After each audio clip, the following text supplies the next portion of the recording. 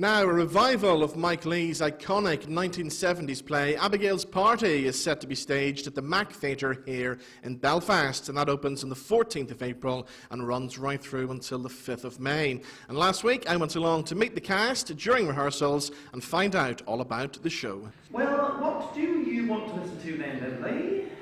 Rehearsals.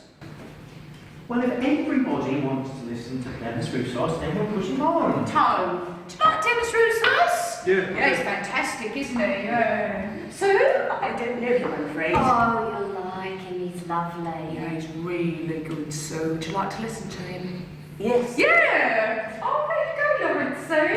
Tony likes Rehearsals, and Angela likes Rehearsals, and I like Rehearsals, and so she'd like to listen to Rehearsals, so please, do you think we could have a little bit of Rehearsals on?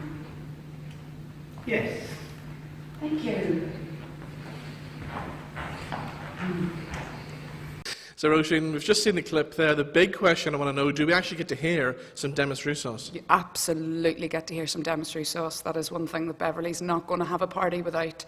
You get to hear him a few times, actually, which is quite nice, yeah. And it's nice for me because I was introduced to Demis Roussos during rehearsals. I hadn't heard him before, so yeah, he's really nice. So now you're a big fan? Big fan, huge. Not so much James Galway, huge Demis Roussos fan, yeah. The great thing about this show, it's set in the 1970s as well, isn't it? Yeah, it is. It's very much a part of, it's surrounded in the era, the costumes, the set, the wallpaper, the browns, everything's like 50 Shades of Brown in the 1970s.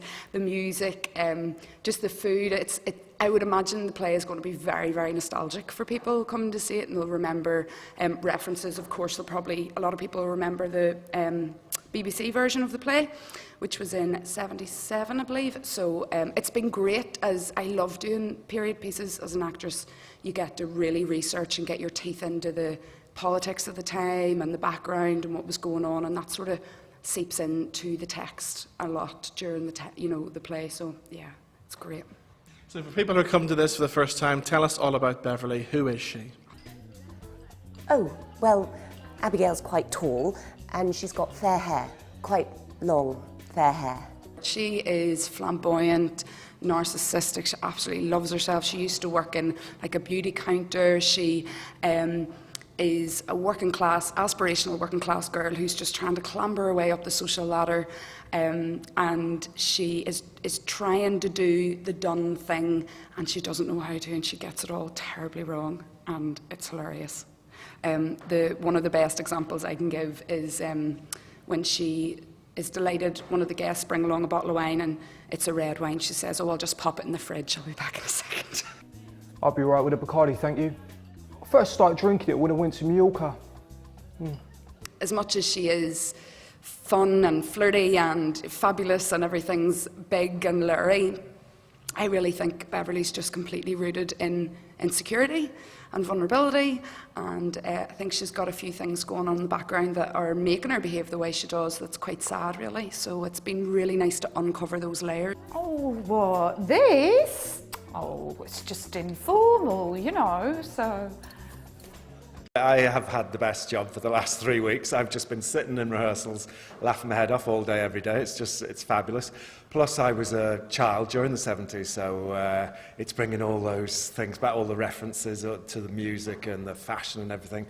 And there's a reference to Cosmopolitan magazine and just so many things like that. Like, I remember my mum buying a Cosmopolitan magazine, and it was meant to be a wee bit racist, so we as children were not supposed to read them. And when you read some of the articles that we've been reading, you can understand why. But they're just glorious characters that Mike Leigh and the team created. I find the Mini economical, efficient and reliable, and the most suited to my purposes. It is kind of like sitting through the worst sort of drinks party you've ever been to in your life, because there's like a couple's arguing, there's somebody being embarrassed about her daughter about being divorced and feeling, it does make you cringe at times, but the biggest thing are the laughs that we're having. Is there much pressure on you? Because a lot of people will remember the TV version from 1977 and remember the way Alison Steadman played them. So is there pressure on you as a director to kind of change things up? I think there's always pressure with something that, as you say, that is so well known. And yes, we're not allowed to mention Alison Steadman in rehearsals. And because it is, it's such an iconic character that she developed there in the way she played it. So with our version, as I say, the characters, each character stands up so brilliantly on its own, or on their own, I should say, but which I don't know that you get so much from the TV show. And with this, I think every single character stands up brilliantly, so that they're all kind of on a par. It very much is an ensemble piece. It's not just all about Beverly, who Alison Steadman played. It's very much about what's happening to each person in their life at that moment. But yes, it's a big challenge, and I'm just making sure that all the characters get their chance to shine. Well, not everyone can like everything, can they? It's like Tony. He doesn't like curry, and I love it. So we never go in Indian restaurants now, do we? And you can get English food in Indian restaurants. I mean, you can have chips with your meal instead of rice. But you see, Tony had a bad experience in an Indian restaurant. This was before I knew him. He had a nasty dose of gastroenteritis after he'd had a curry. You see, that put him off.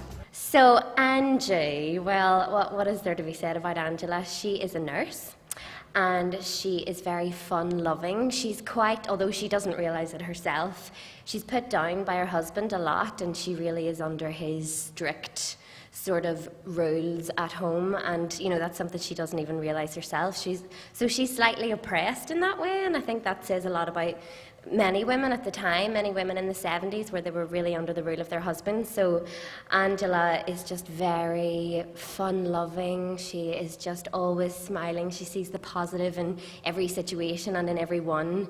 But really, she's a very practical person because she's a nurse and she has this career, and she's really good at looking after people as well. So she's quite a multi-dimensional character, yeah. Oh, hello. Would you like to come to Abigail's party? It's on at the Mac from April the 14th to May the 5th. It's going to be fabulous, actually. Come on.